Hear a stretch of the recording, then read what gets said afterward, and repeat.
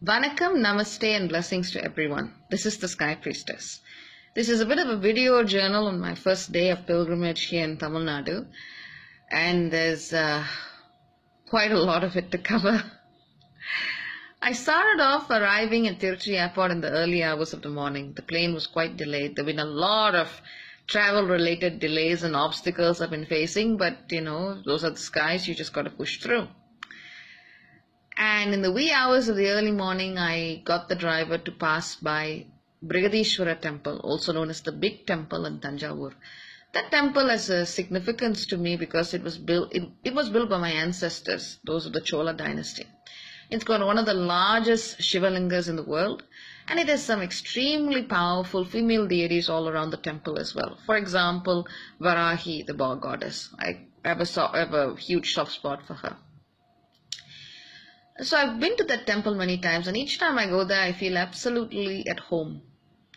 Tanjavur is the place that my family's royal ancestry comes from, and it just feels like this is my land. I don't get that feeling in many other places.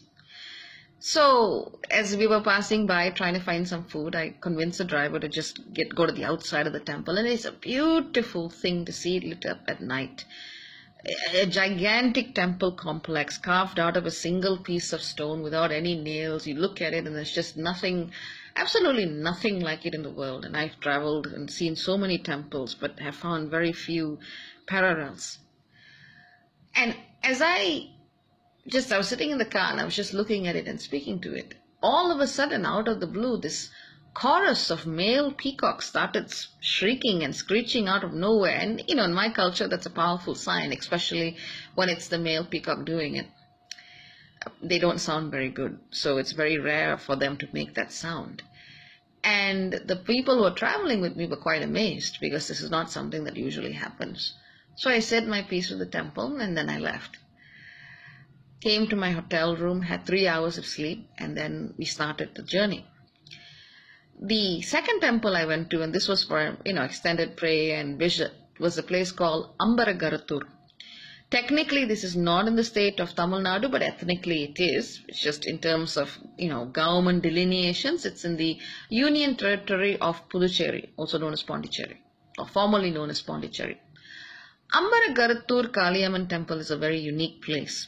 The Kali herself is red and ferocious, but she's covered in this pure white shawl, or wrapped around to make a sari. And it's very unusual to see this red, wrathful deity wearing white, which is a very calm color, especially in this culture. I was instructed to go to this temple as per the reading of Olachodi, which is known as a palm leaf reading. These are ancient palm leaf manuscripts which foretell things in incredible detail using a form of divination that I haven't found anywhere else in the world, and I was told to go to this temple. So I said, all right, fine. And I went in. So I left my shoes outside. I got a little basket of items to go and pray with, coconut and that kind of thing. And went inside, and I just spoke to her. I just poured my heart out. I said, look, you know what's going on with the world. You know what's going on in my life. You know what's happening. Why is this happening? What is going on right now, and what can we do about it? And if you think about the fact that we're going to be having this solar eclipse coming up in Leo, with the North Node in Leo, it has a lot to do with children, generational inheritances. It has a lot to do with the heart, with love, with the womb.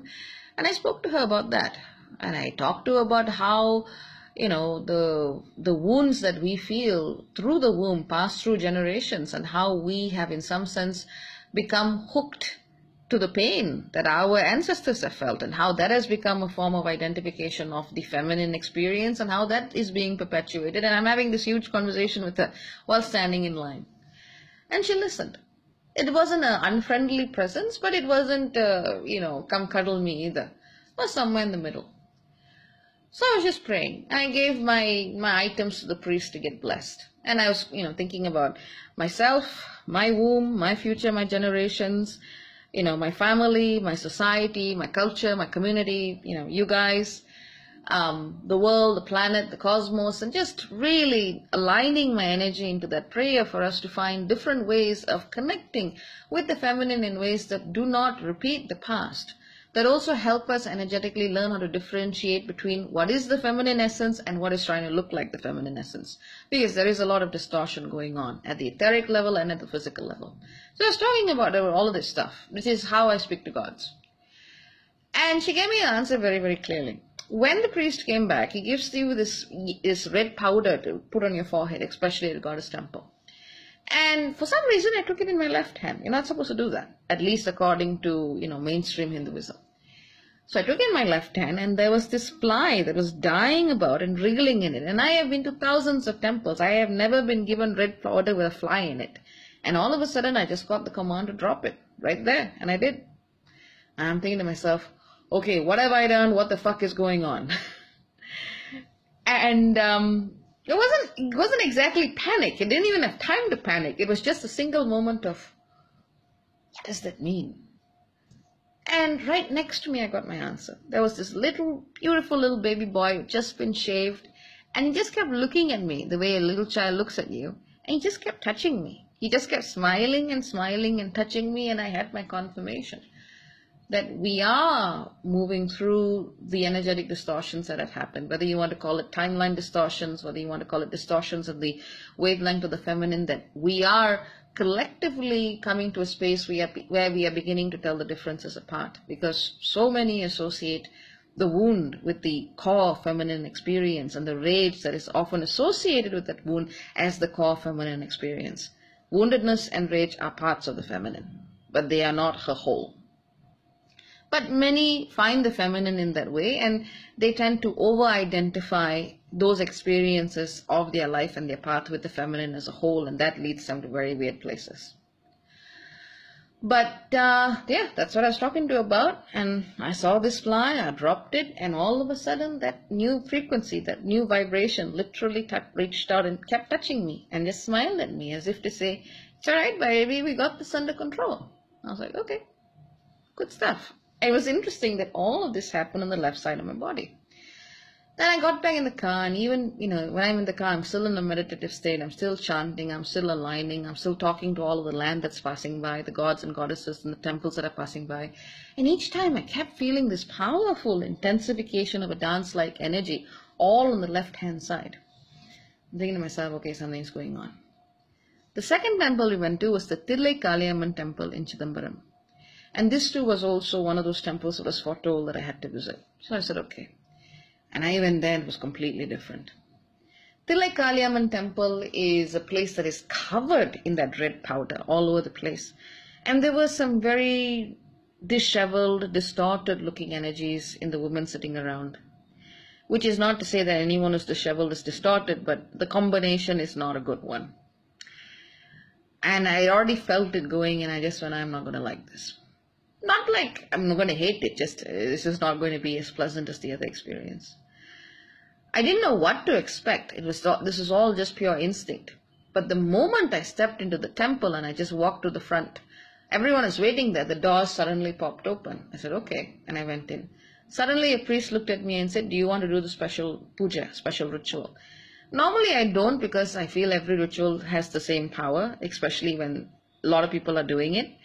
And sometimes it is just a money-making scheme when someone sees that you're visibly a foreigner. And I was thinking about it, but he had already started bringing the religious items in, and I felt, okay, you know what, it's happening. And suddenly he says, stand right in front of the idol, like directly in front. I was like, okay. And I looked at the idol, and I see this image, statue of Kali that's completely covered in the red vermilion or kungumam. And her eyes are black. And there's this little kind of guardian deity that's sculpted, and her whole body is black, and her face is red, and she's just holding her trident, and she's just like, and you're just like, okay, what did I get myself into? So, okay, I stood there, and I talked to her about the same thing, and the energy was so violent, and I mean violent. It was like she was yelling at me for even being there. Do you know who I am? And I was like, yeah, I didn't really know the history of the temple, but I just went and I said, of course I know who you are. You're my mother. It's very simple. Here's my heart. You can see that it's clean. This is what's going on in the world. Yes, you got your place for rage. Yes, you got your place for wrath. That's true. But it's also going too far. So what are you going to do about it? Which is how I deal with extremely angry feminine energies that come my way. It works. So I was having a conversation with her, and again, on my left-hand side, this fly just comes out of nowhere and lands. And I've already had a shower, and I don't stink. All right? In fact, I'm covered in essential oils. And I'm just like, okay. So I prayed, and I felt this incredible heat all around me. My feet started to burn. So I walked around the temple, I went back out, and my feet were burning. And I asked the man who had brought me there, and I said, what's the history of the temple? And he says, I don't know. I said, okay. But a woman who was selling little ceramic pots next to me overheard my question. And she said, come here and I'll tell you. I said, okay, that doesn't happen normally. I said, all right. And at this time, the clouds are already starting to gather and my feet are burning. And she says, basically in this place, Chidambaram, and I'd heard the outline of the story before, but not to this detail. And she said there was this dance contest between Shakti and Shiva. And you could see she was also a bit skeptical of the interpretation. She said, well, supposedly Shiva won. And because of that, Kali is said to, or rather Shakti became Kali because she got pissed off. And Kali was, confined here because she was in a state of anger. So this is her in an extremely angered state. I said, oh, okay, that would explain the vibration I got in the temple. So this is basically where she's going, rah! And she's just saying, you've got to calm down. Like chill. And that's the energy of the Thillai Kali Amman temple. I said, oh, okay. And then she went on to say that the punishment that she endured for her wrathful outburst, or rather was a punishment that was meted out to all other women, and that's supposed to be the 3 days that we bleed, the menstrual, process of, basically getting a period. And that's probably one of the reasons why they've smeared the entire place with this red powder everywhere. So I just said, okay. I didn't feel this was evil. I didn't even feel that this was a distorted form of wrath. I just felt that there was so much of wrath and anger here without a place to go. And I'm just like, that doesn't feel good.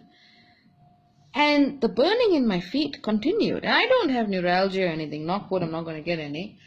I don't have any problems like that. All of a sudden, the burning kept going higher and higher and higher. And I'm sitting in the car.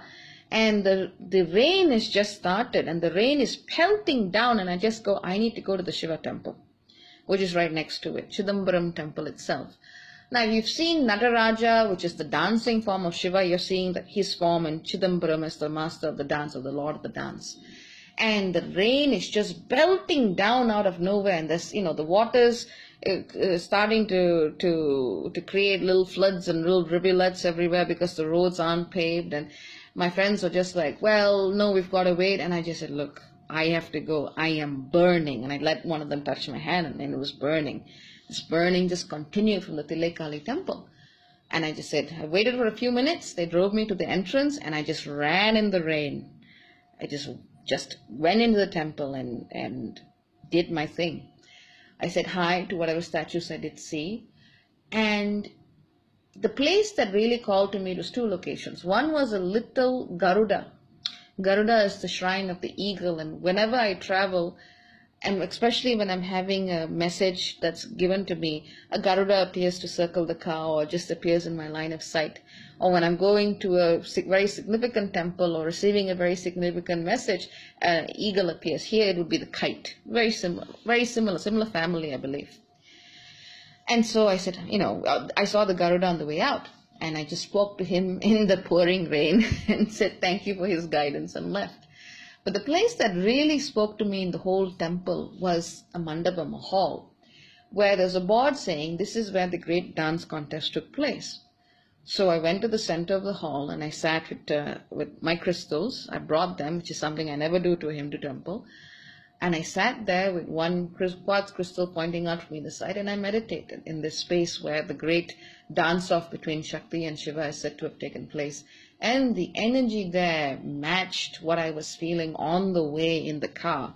This overstimulation of the left hand side, this over intensity, and again the fly reappeared on my hand. Now you've got to understand this rain pouring down, okay? Somewhere random fly just comes in on third time, and I'm going, okay, I get it. There's an immense distortion of feminine energy, and yes, of course, there's distortion of masculine energy, but we have learned how to identify that very, very well. But what we are learning now is to identify the distortions in feminine vibration, which is something that really needs to happen, and it is happening. So the fly and other challenges and tests came to try and disturb me from my meditation, and I was just like, nope. And I sat there and I did my thing. When I have visited Glastonbury and other places, I have felt as though there has been, I don't know if you want to call it magnetism, psychic currents, ley lines, whatever you want to call it, but I have felt as though things have been moved out of alignment. And I felt that especially so here.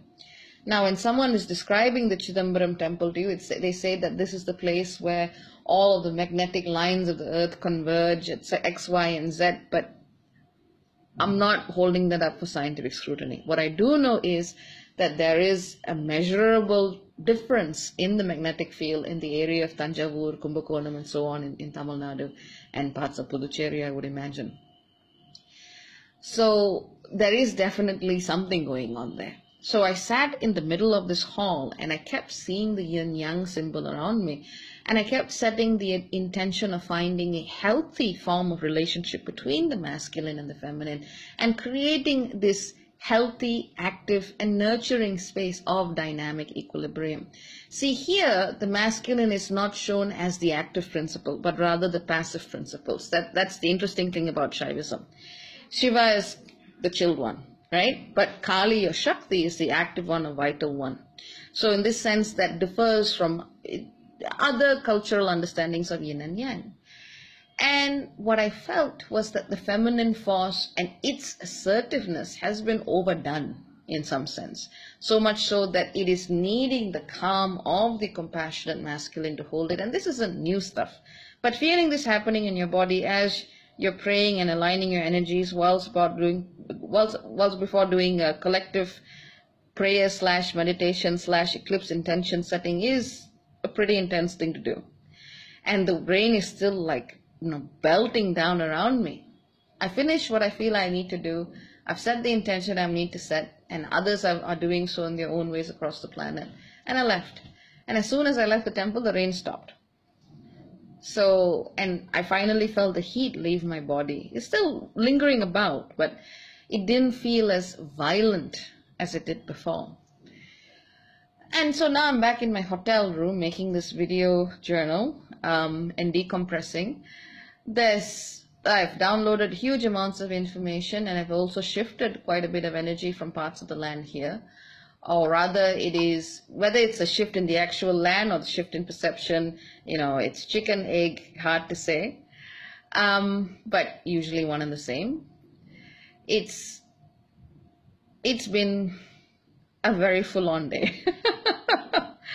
So tomorrow, more pilgrimaging, more traveling, and more prayers for self, being, children, marriage, descendants, family, society, community, ancestors, future descendants and generations on this planet, community, friends, groups, biosphere, ecosystem, planet, universe. It starts from this heart and it links to the cosmic heart, and that's how I'm doing it.